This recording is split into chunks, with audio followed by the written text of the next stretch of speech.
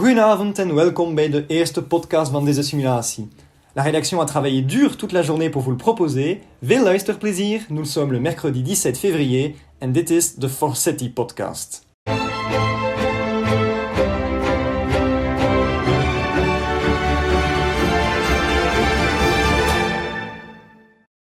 Et on commence par évoquer le premier événement de la journée, la cérémonie d'ouverture de ce matin. C'est avec Éline Fauconnier. 9h15 ce matin, ça y est, on y est, le JPJ est enfin lancé. Même dans ces conditions, promis, on va essayer de ne plus trop en parler, la démocratie belge vit toujours. Ce n'est pas nous qui le disons, c'est Stéphanie Doze, présidente du Sénat, ce matin. L'encadrement professionnel numérique dont vous allez pouvoir bénéficier lors de cette journée prouve que notre processus démocratique peut être rendu complètement accessible. Il est possible à tout le monde qui le souhaite de débattre et de prendre des décisions en toute transparence. En renforçant la transparence de notre démocratie, nous franchissons une nouvelle étape vers le nouveau politique.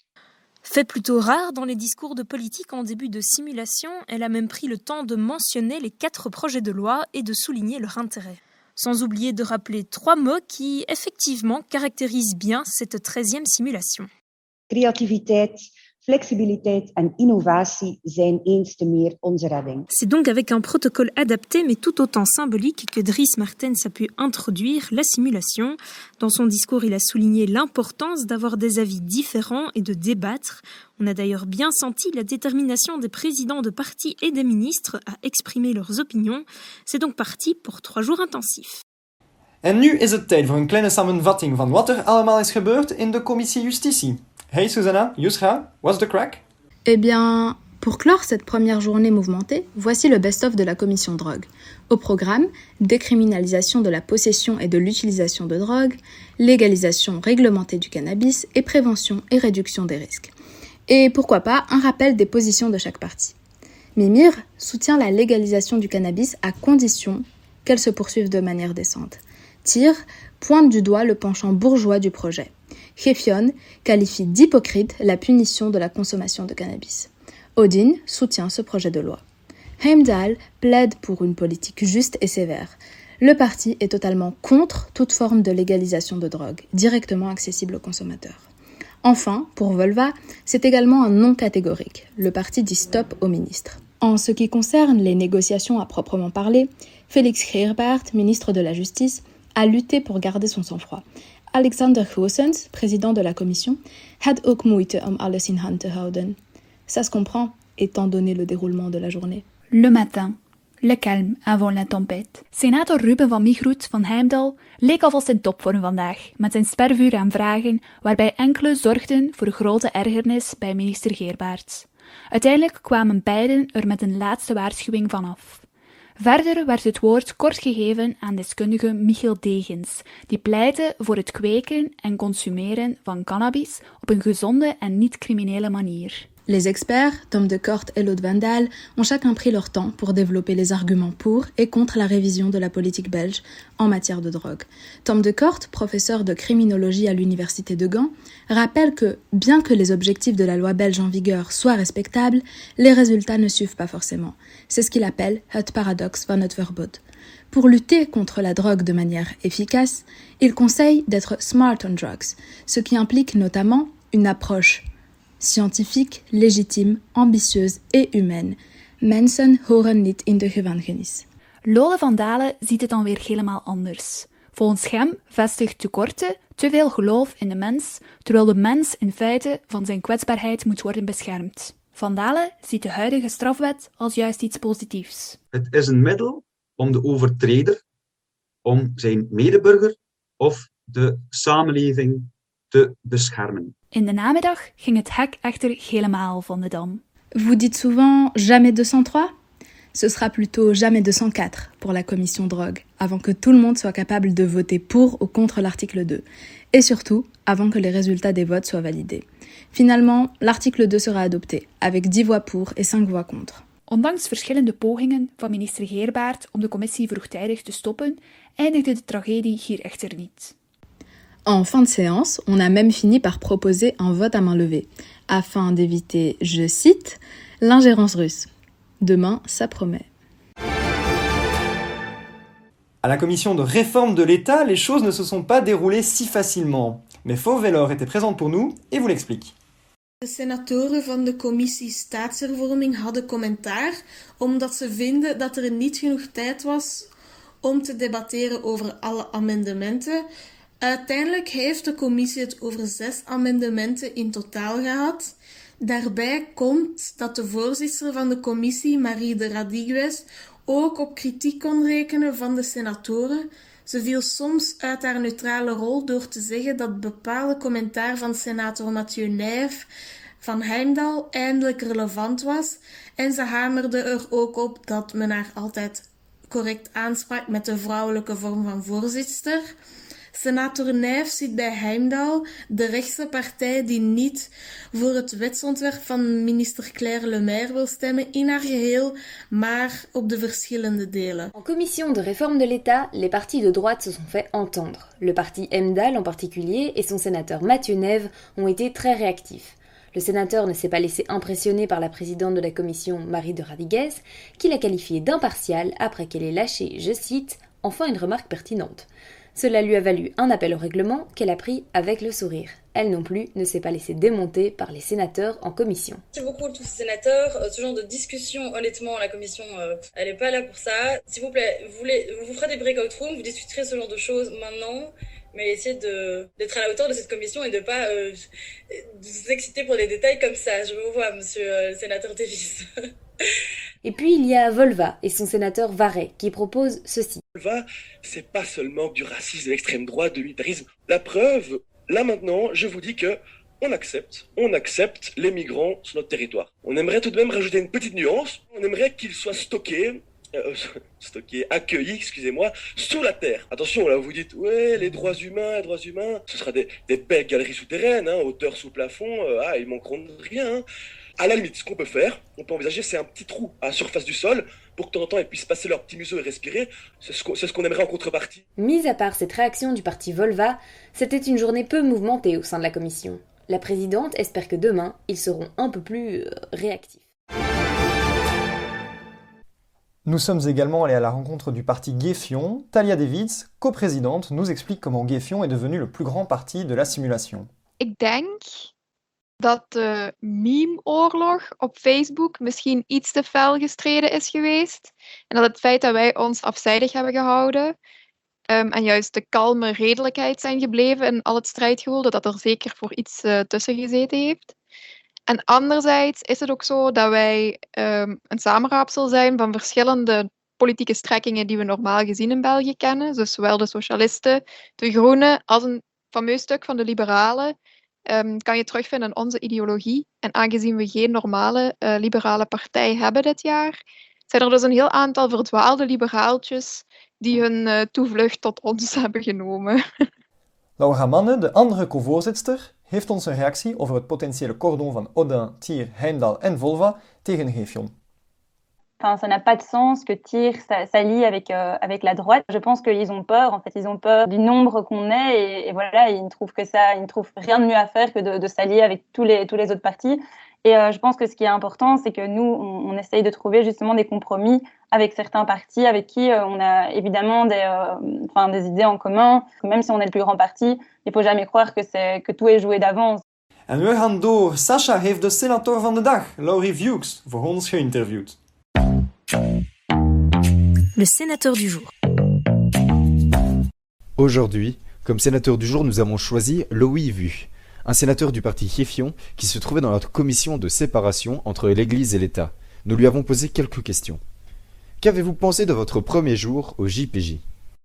C'était un vrai honneur d'être là. Je trouvais ça super intéressant. Je me bien amusé en même temps.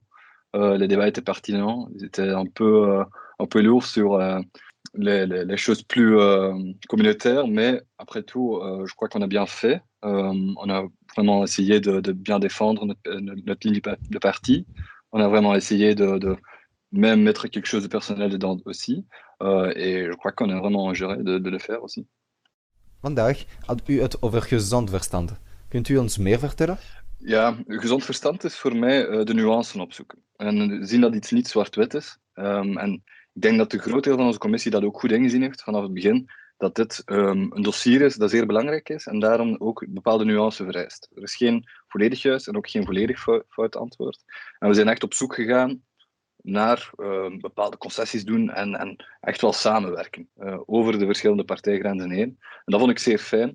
Een voorbeeld daarbij is de eerste artikelen waren allemaal zeer hard toegespitst op grondwetsherziening. En vanuit het hele halfrond was er toch wel consensus over het feit van dit is niet iets wenselijk. Dit is niet nodig, dit is dit is misschien zelfs symboolpolitiek. En ik vond het zeer aangenaam, ik was zeer aangenaam verrast dat die mening direct gedeeld werd en dat we direct constructief aan het werk zijn kunnen gaan.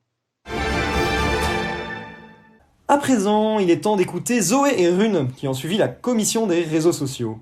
Et voici pour vous un bref résumé des différentes positions face au projet de loi du ministre Thiel sur la régularisation des médias sociaux. On commence tout d'abord, et pas des moindres, avec le parti d'extrême droite Volva, qui est totalement contre ce projet de loi qui va, selon eux, à l'encontre du droit à la vie privée des citoyens. Une phrase cinglante a d'ailleurs été prononcée par M. de Kuiper, de minister moet naar de gevangenis gaan. Cela montre bien le mécontentement du parti face à ce projet de loi. Ensuite, la parole a été donnée au parti de droite MDAL, qui lui aussi est radicalement contre, et qui a insisté sur le fait que ce projet de loi allait à l'encontre des droits de l'homme. Le parti Audin rejoint l'idée de ces deux premières parties, et donc lui aussi totalement contre, tout comme le parti de gauche radical TIR, qui estime que ce projet de loi bafoue la liberté d'expression et la vie privée des hommes. Cependant, trois partis se démarquent légèrement, Gefion, Mimir, Thiel, qui semblent plus ouverts à une discussion. Je vais maintenant laisser la parole au journaliste Rune. Merci Zoé. Eva Houthaven was een van de 3 experten in de commissie van minister Thiel. Ze is onderzoeker bij het KU Leuven Center for IT and IP Law. Ze gaf een juridische kijk op het wetsontwerp dat ter discussie staat. Over het algemeen vindt ze het een goed wetsontwerp, maar er ontbreken een aantal belangrijke zaken. Ze gaf geschillenbeslechting als voorbeeld. Zonder dat zou er sprake zijn van censuur. Daarnaast stonden een aantal zaken in het wetsontwerp die tegenstrijdig zijn met de wet. Bijvoorbeeld geolokalisatie. Ja, dat is echt wel iets dat eruit moet, omdat dat ook ingaat tegen de GDPR. Geolokalisatie, dat is echt zijn Big Brother toestanden. Dat gaat er ook nooit doorkomen. Ook over de artificial intelligence die minister Thiel wil gebruiken, had Houthaven haar bedenkingen. De software gaat eigenlijk zichzelf constant misschien het fouten gaan aanleren, net omdat het geen context kan zien, omdat het de bedoeling fout interpreteert. Dus het kan wel gebruikt worden, maar we moeten eigenlijk toch wel nog steeds de human factor behouden. We moeten echt wel mensen hebben die daarop gaan toezien. En nu gaan we naar Elia luisteren, die dag 1 in de commissie Binnenlandse Zaken volgde.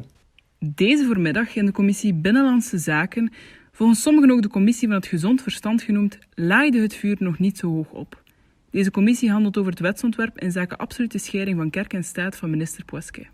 De partij Oden vindt dat dit regelrecht ingaat tegen de rechten van de mens. Ook senator Dalwijn bij Heimdal hield er een nogal opmerkelijke boodschap aan over. Spuwen in het gezicht van de gelovigen. Tijdens de debatten in de voormiddag was er onenigheid over de noodzaak van een grondwetsherziening. Gefion vindt de grondwetsherziening louter symbolisch en dus niet noodzakelijk. In verband met de neutraliteit van de koning wisten verschillende partijen hetzelfde te zeggen. Onze koning kent zijn ambt goed genoeg. Na de middag kwamen de experten Eva Brems en Wim Simons aan het woord. Zij konden een licht schijnen op het wetsontwerp.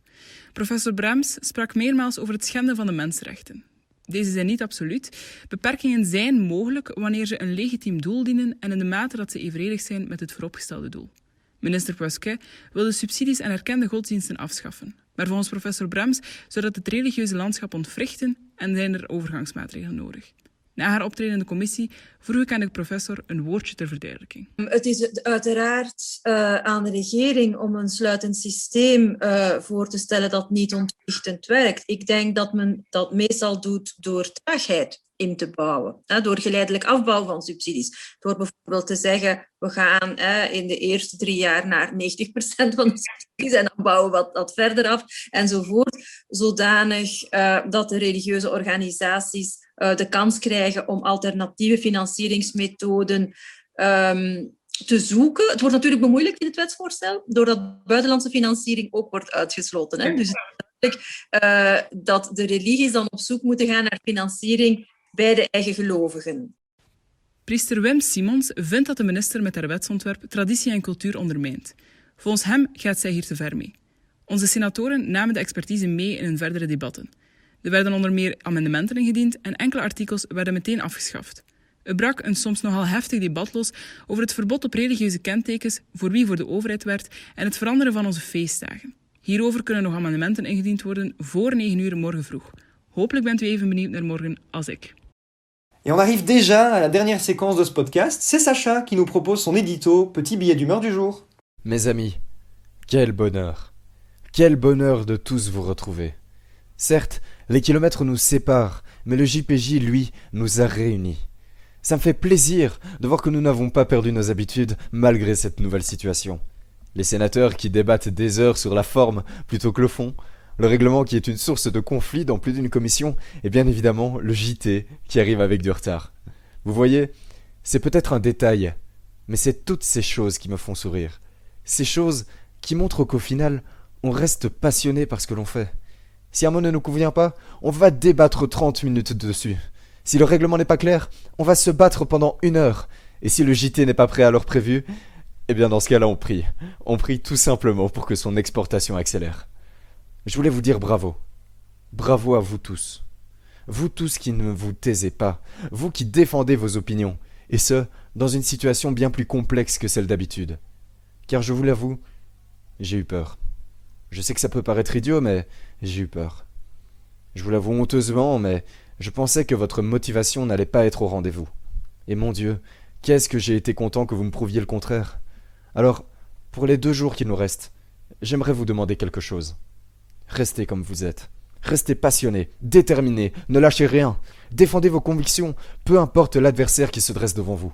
Ne perdez pas cette fougue, mais laissez-vous enivrer par ces débats palpitants. Alors encore une fois, merci. We komen aan het einde van deze podcast. Merci infiniment à toute l'équipe pour son travail réalisé dans les conditions que vous connaissez. Bedankt voor het luisteren. À demain.